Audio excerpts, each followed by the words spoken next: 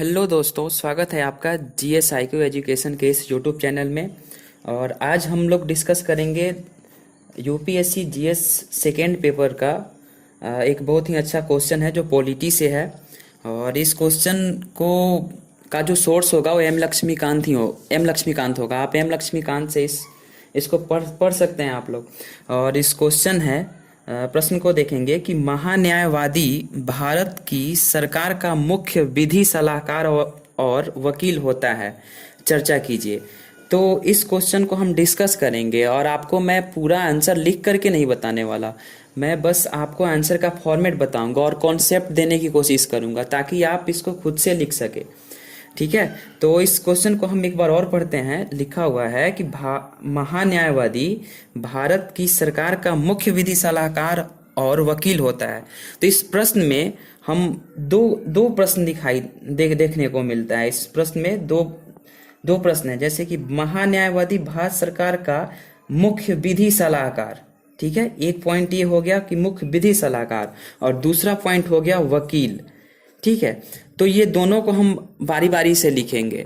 तो स्टार्टिंग कैसे करेंगे, सबसे प्रॉब्लम तो यही आती है कि शुरुआत कैसे करें। तो शुरुआत जैसे पॉलिटी का कोई भी क्वेश्चन रहे तो इसका शुरुआत हम करते हैं जैसे एम लक्ष्मीकांत में इसको अच्छे ढंग से लिखा गया है। तो कोई भी पॉलिटी का क्वेश्चन हो तो आप उसको संवैधानिक जो संविधान में उससे संबंधित जो अनुच्छेद दिया हुआ है उससे आप चालू कर सकते हैं। इससे क्या होता है ना कि इससे इम्प्रेशन बढ़ता है आपका, जो राइटिंग जो होता है, जो आंसर राइट करते हैं आप, उसका जो होता है उससे इम्प्रेशन बढ़ता है।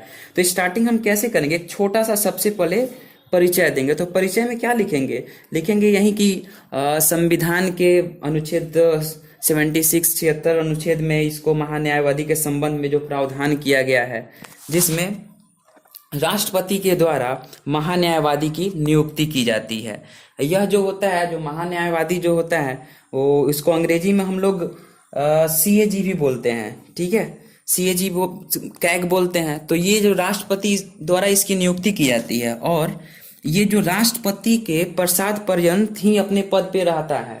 राष्ट्रपति खुद इसको अपॉइंटमेंट राष्ट्रपति ही करता है, लेकिन वो तब तक काम कर सकता है जब तक कि राष्ट्रपति चाहे। ठीक है, तो एक क्या करेंगे कि छोटा सा, और इसमें एक और चीज इसमें लिखा जा सकता है कि जो महान्यायवादी होता है वो देश का सर्वोच्च कानून अधिकारी होता है।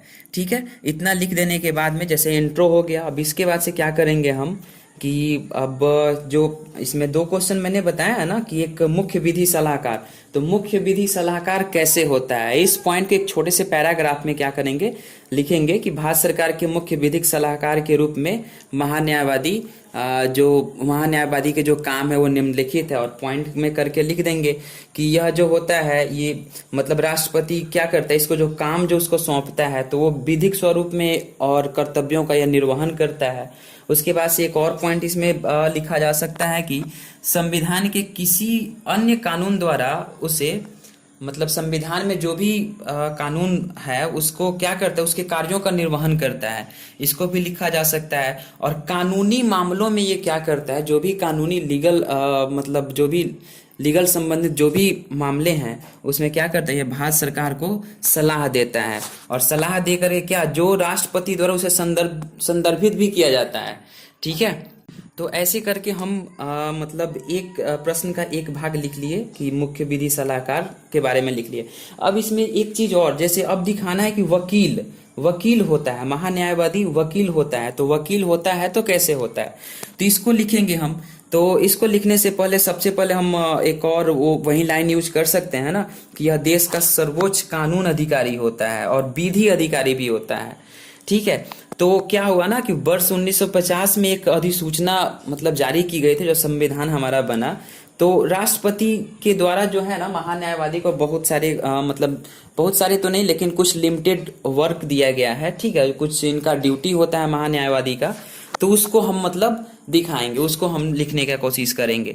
तो इसमें हम लिख सकते हैं कि पॉइंट हो सकता है कि ये सर्वोच्च न्यायालय जो होता है, सर्वोच्च न्यायालय और जो भी उच्च न्यायालय होते हैं, तो उसमें ये भारत सरकार की ओर से प्रेजेंट होता है, भारत सरकार को रिप्रेजेंट करता है वहाँ पे। ये उपस्थित होता है। भारत सरकार के पास इतना ना काम है कि वो तो मतलब हर कोई भी सुनवाई होगी तो भारत सरकार तो बार बार नहीं जा सकते हैं ना। तो भारत सरकार की ओर से ये क्या होता है कि रिप्रेजेंट करता है। ठीक है। अगला पॉइंट इसमें हम लिख सकते हैं कि संविधान का एक अनुच्छेद है 143 मतलब 143, उसमें ये राष्ट्रपति के द्वारा ये उच्चतम न्यायालय में भारत सरकार का ये प्रतिनिधित्व भी करता है।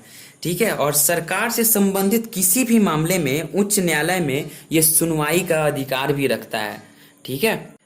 तो ऐसे करके हम इस पॉइंट को भी लिख लिए, मतलब वकील होता है तो कैसे होता है। ठीक है। अब क्या करेंगे कि कुछ और मतलब महान्यायवादी के बारे में हम जैसे शब्द का सीमा का ख्याल रखते हुए क्या कर सकते हैं, कुछ और ऐसे पॉइंट्स हैं जो हम मतलब और कुछ ऐसे फैक्ट्स हैं जो इसको हम लिख सकते हैं।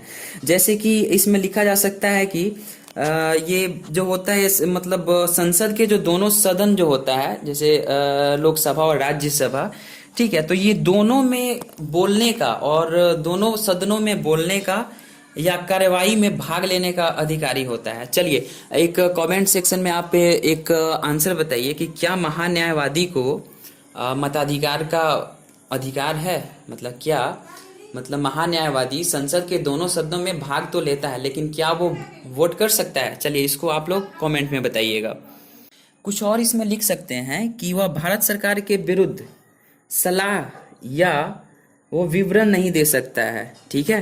और एक और इसमें पॉइंट और भी लिखा जा सकता है कि वो बिना भारत सरकार की अनुमति के मतलब भारत सरकार की अनुमति के बिना किसी भी आपराधिक मामले में व्यक्ति का बचाव भी नहीं कर सकता है। ठीक है। चूंकि लीगल एडवाइजर होता है लेकिन वो किसी भी आपराधिक मामले में व्यक्ति का बचाव नहीं कर सकता है।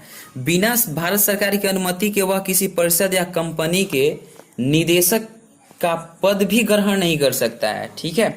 और ये महान्यायवादी जो होता है सरकार का पूर्णकालिक वकील नहीं होता है। ठीक है। जब राष्ट्रपति चाहेंगे तभी इसको हटा सकते हैं। वह सरकारी कर्मी के रूप में भी वो काम नहीं करता है, सरकारी कर्मी की श्रेणी में भी नहीं आता है, इसलिए उसे निजी विधिक कार्यवाही से रोका नहीं जा सकता। मतलब कि जब वो राष्ट्रपति उसको हटा दे या फिर खुद से अपना त्याग पत्र दे दे तो वो अपना निजी प्रैक्टिस भी कर सकता है। ठीक है।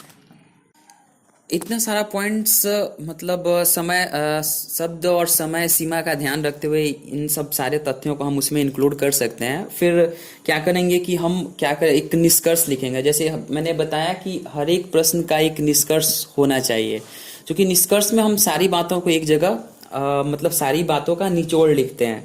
तो इसमें लिख सकते हैं हम जैसे कि महान्यायवादी के कर्तव्य तथा विशेषाधिकार जो होता है उस पर लगाई गई कुछ सीमाओं के साथ उसे भारत सरकार के मुख्य विधि सलाहकार तथा वकील बनाते हैं। लेकिन फिर भी ये देखा जाता है कि मतलब जैसे कानून मंत्री और फिर से मंत्रिमंडल में विधिक मामलों की देख रेख जो करता है उसके लिए पृथक मतलब अलग पृथक विधि मंत्री का भी गठन किया जाता है, जैसे कि कानून मंत्री।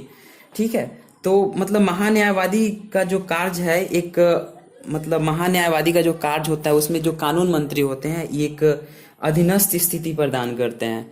ठीक है। तो इस प्रकार से हम इसको निष्कर्ष को लिख सकते हैं और बस ये प्रश्न का मतलब ये सबसे सटीक आंसर होगा। तो आप लोग एम लक्ष्मीकांत में आप लोग इसको पढ़ सकते हैं। ठीक है। और चलिए थैंक्स फॉर वाचिंग एंड चलिए और आगे अच्छा लगा तो ही इसको सब्सक्राइब कीजिए, लाइक कीजिए, कमेंट कीजिए। अगर अच्छा नहीं लगा तो कोई बात नहीं। चलिए थैंक्स।